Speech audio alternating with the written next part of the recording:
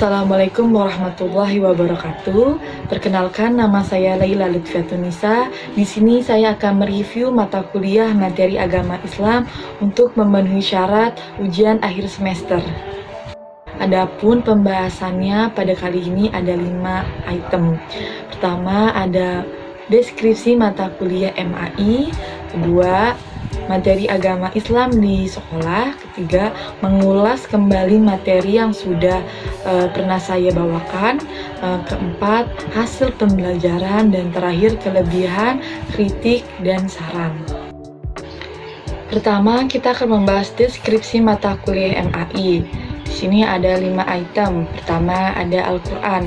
Al-Quran ini meliputi ilmu tajwid, tafsir, asbabun nuzul, dan bahasa Arab. Kedua, ada hadis. Ada hadis riwayat, mustalah hadis, sejarah hadis, hadis diroyah, dan naqdil hadis. Ketiga, ada fikih. Ada usul fikih, ibadah, muamalah, munakahah, dan muasyirah. Keempat, ada akidah. Pertama, ada sejarah akidah, tema-tema akidah, aliran-aliran akidah, akidah Ahlus Sunnah wal Jamaah, akidah Asy-Sy'ariyah, akidah Syiah, dan akidah Maturidiyah. Terakhir ada tasawuf. Di sini ada sejarah tasawuf, ada pembagian ilmu falsafi dan amali, ada tokoh-tokoh ilmu tasawuf, ajaran-ajaran tasawuf, kitab-kitab tasawuf, tasawuf di Indonesia, dan tasawuf Al-Ghazali.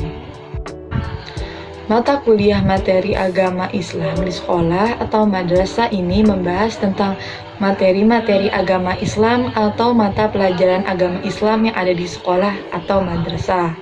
Di sekolah umum biasanya dikenal dengan pendidikan agama Islam dan budi pekerti. Nah, di sekolah madrasah seperti MTS, MA sederajat itu dibagi beberapa mata pelajaran, yaitu pertama ada Ulumul Quran. Ulumul Quran ini membahas sejumlah pengetahuan yang berkaitan dengan Al-Quran, baik secara umum seperti ilmu-ilmu agama Islam dan bahasa Arab, dan secara khususnya itu seperti kajian tentang Al-Quran, sebab turunnya Al-Quran, nasib masuk, ijaz, makim madani, dan ilmu-ilmu lainnya. Kedua ada Ulumul Hadis. Ulumul Hadis ini ilmu yang dijadikan pedoman untuk mengetahui keadaan sanad dan matan. Hadis ini ada 2 macam, itu riwayah dan diroyah. Selanjutnya ada ilmu tauhid. Ilmu tauhid ini ilmu yang mempelajari tentang sifat keesaan Allah, di mana Allah itu satu, zat yang memiliki segala kesempurnaan dan tidak ada satupun yang menggantikannya. Selanjutnya ada ilmu fikih. Ilmu fikih ini ilmu dengan hukum-hukum syariat atas suatu perbuatan yang diambil dari dalil-dalil yang terperinci. Sedangkan ilmu ushul fikih yang sebelumnya tadi itu ilmu dengan kaidah-kaidah dan pembahasan-pembahasannya yang dapat menghasilkan hukum-hukum syariat dari dalil-dalil terperinci. Nah, ini ada tasawuf. Ini adalah salah satu cabang dari ilmu-ilmu Islam utama, yaitu ilmu tauhid, tausuluddin, ilmu fikih, dan ilmu tasawuf. Dan yang terakhir, pendidikan agama Islam dan budi pekerti. Biasanya ini bukunya terdapat pada madrasah aliyah negeri atau SMA biasa yang membahas dasar-dasarnya saja, tidak terperinci seperti yang ulumul hadis, ulumul Al-Quran. Selanjutnya saya akan mengulas kembali materi yang pernah saya bawakan sebelumnya. Di sini ada jinayat. Saya akan membawakan kesimpulannya saja. Jinayah ini adalah sebuah kajian ilmu hukum Islam yang berbicara tentang kejahatan. Dalam istilah yang lebih populer, hukum jinayah ini disebut juga hukum pidana Islam. Adapun ruang lingkup kajian hukum pidana Islam ini meliputi tindak pidana qisas, hudud, dan takzir. Selanjutnya, saya juga pernah membahas buku Pendidikan Agama Islam dan Budi Pekerti SMA kelas 10. Ini ada 10 bab. Yang bab pertama ini membahas mujahadah, an-nafs, husnuzon, dan ukhuwah. Bab 2 ini ada larangan pergaulan bebas, Bab 3 membahas Asmaul Husna. Bab 4 beriman kepada malaikat-malaikat Allah. Bab 5 ini tentang berpakaian secara islami. Bab 6 tentang jujur. Bab 7 membahas menuntut ilmu. Bab 8 membahas tentang Al-Quran, hadis, dan ijtihad.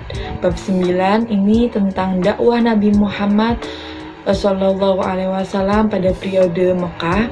Bab terakhir yaitu bab 10 membahas dakwah Nabi Muhammad Sallallahu Alaihi Wasallam pada masa periode Madinah.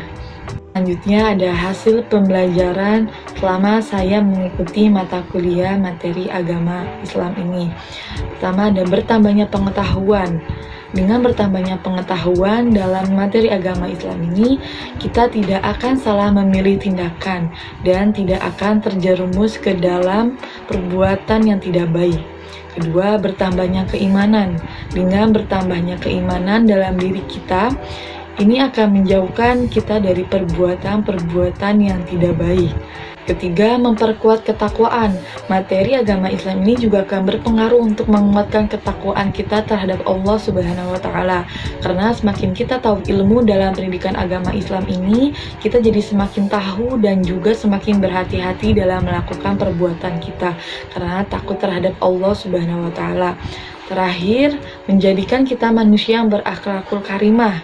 Di samping itu, materi agama Islam ini juga bukan hanya akan membentuk kita menjadi pribadi yang pandai, namun ini juga akan membentuk kita menjadi pribadi yang berkarakter serta berakhlakul karimah. Terakhir, kelebihan, kritik, dan saran. Menurut saya materi agama Islam sangat berperan penting dalam pendidikan untuk mengembangkan akhlak serta memperkuat keimanan pada diri kita. Pendidikan agama Islam ini juga sangatlah penting untuk bekal kita di masa kini maupun di masa yang akan datang nanti. Dengan melalui pengetahuan serta pengalaman agama Islam ini, kita dapat membentuk manusia yang berakhlakul karimah, beriman, dan bertakwa. Kritiknya kurang lebih tidak ada yang kurang, karena semua yang sudah Bapak lakukan kepada kami ini sudah cukup membahas materi-materi agama Islam pada perkuliahan kemarin-kemarin sampai saat ini.